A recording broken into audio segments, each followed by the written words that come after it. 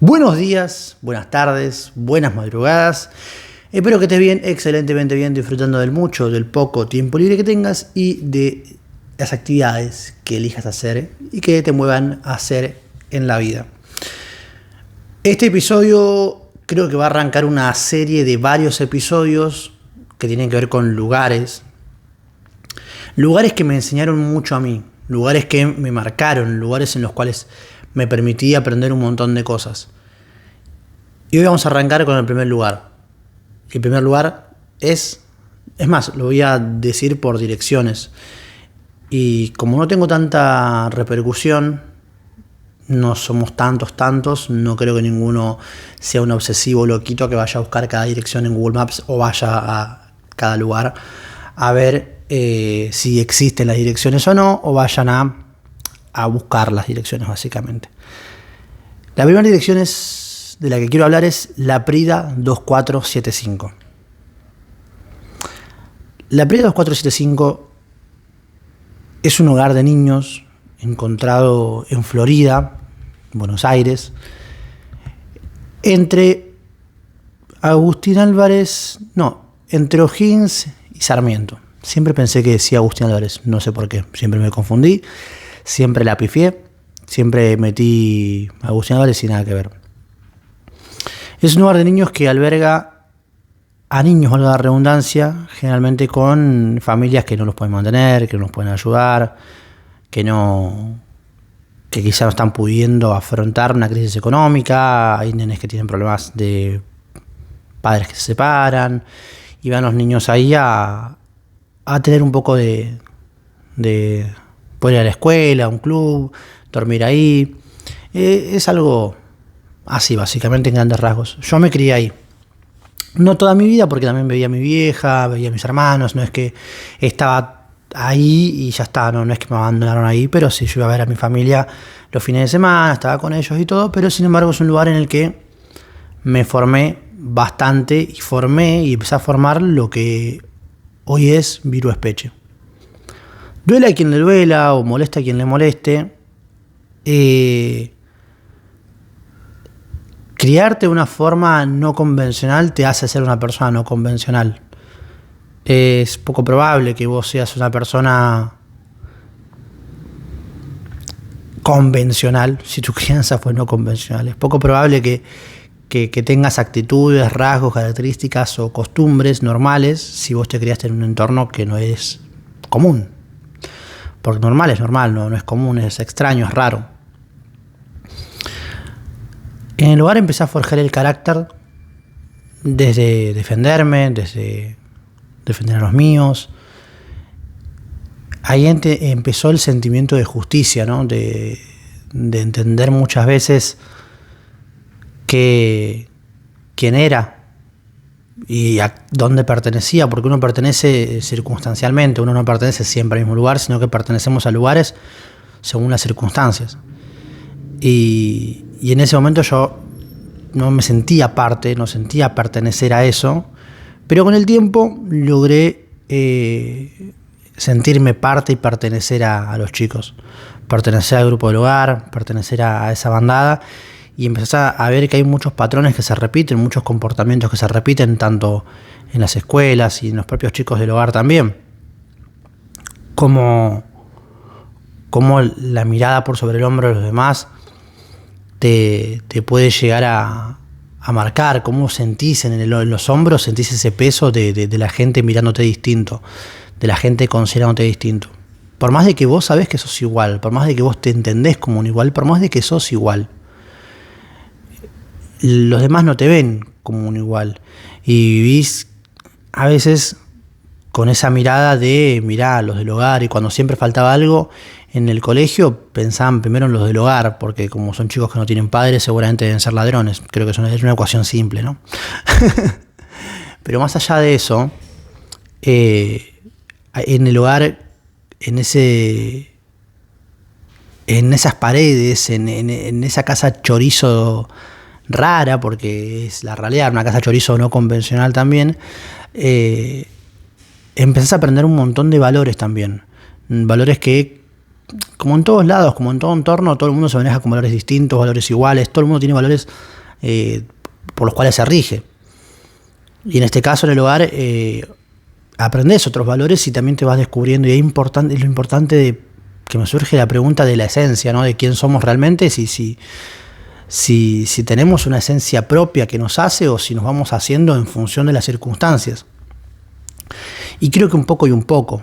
Creo que nos vamos haciendo en función de las circunstancias y que al mismo tiempo tenemos una esencia, ¿no? Porque yo soy esencialmente un buen pibe y tuve las condiciones para ser un mal pibe y sin embargo elegí ser buen pibe también porque de casa tenía buenos valores, porque también mi esencia es buena también, por así decirlo, supongo yo, y nunca me fui por el camino del mal, si querés ponerle algún nombre.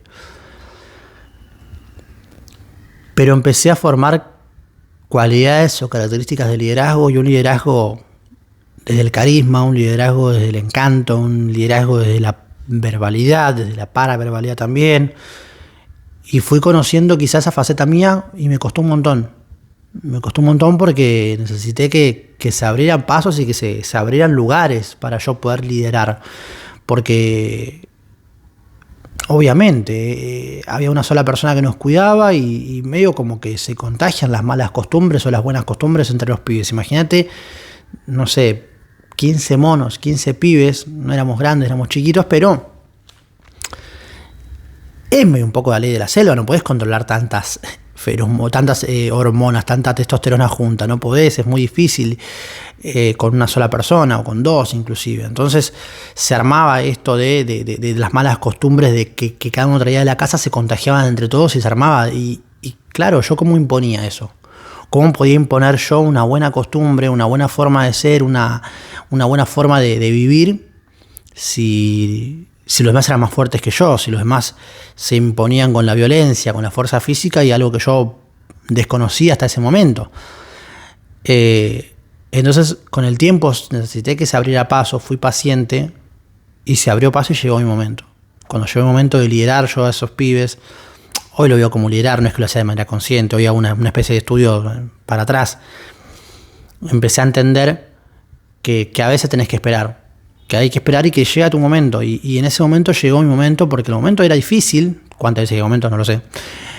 Era difícil porque yo entendía que se podía vivir mejor. No entendía por qué había que ser malo, por qué había que ser agresivo, violento, por qué los chicos del hogar teníamos que agarrarnos a piñas y demostrar que éramos fuertes.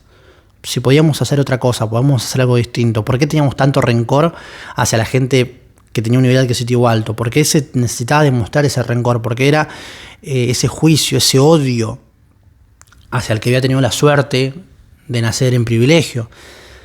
Y entiendo el resentimiento, ¿no? Pero yo lo entendía, porque para mí era algo que yo quería tener, no algo a lo cual yo repudiaba.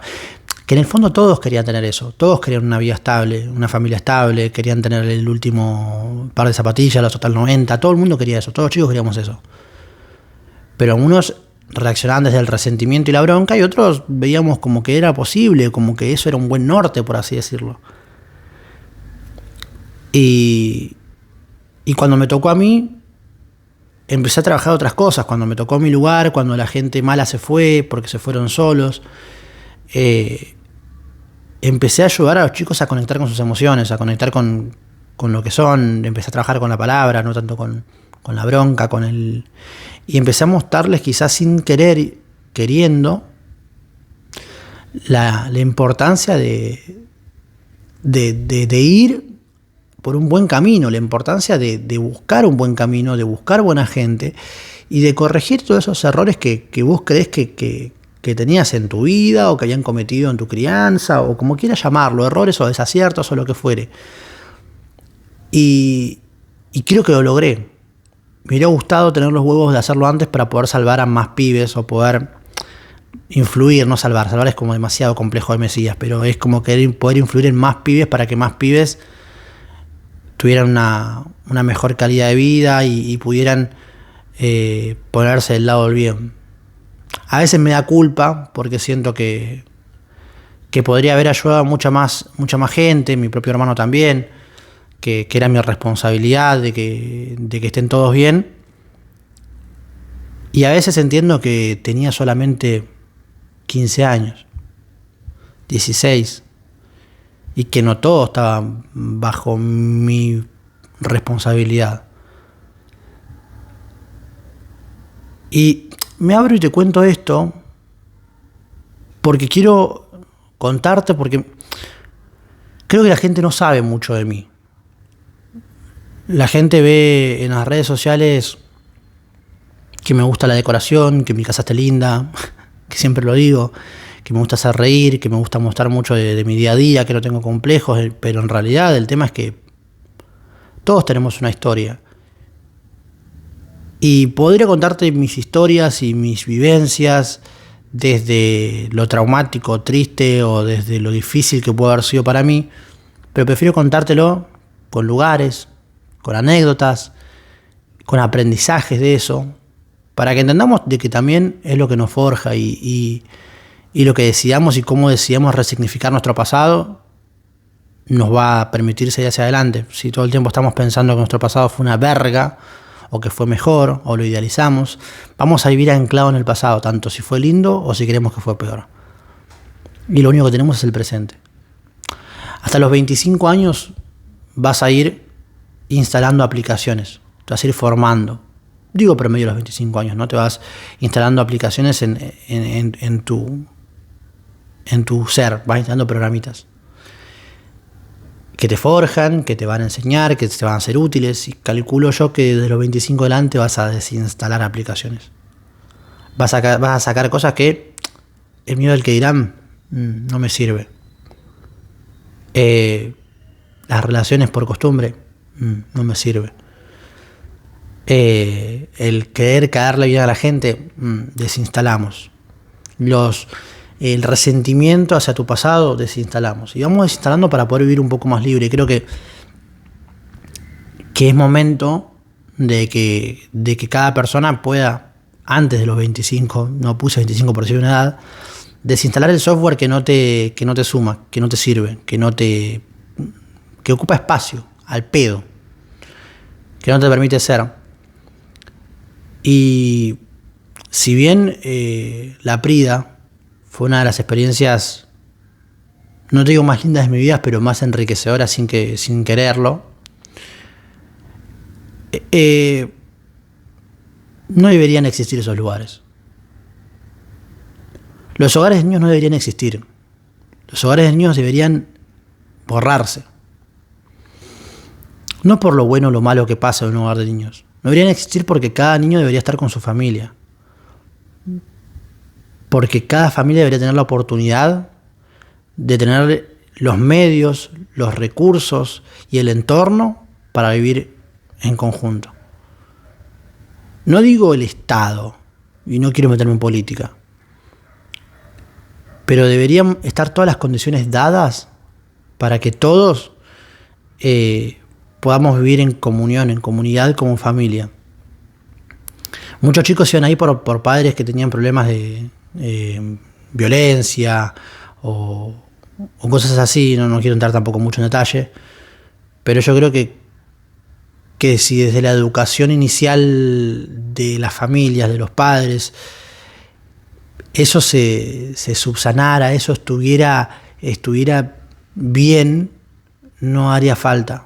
Agradezco que hoy en día existan porque son un refugio para una banda de pibes, una banda de padres, de familias que no saben ponerle qué hacer ante la adversidad, pero no deberían existir. Agradezco que existan hoy en día, porque son un muy buen refugio para muchos pibes, es un muy buen lugar para poder acceder a mejor educación, que quizá con los padres no podrían, pero no deberían existir. El lugar de los pibes es con sus padres.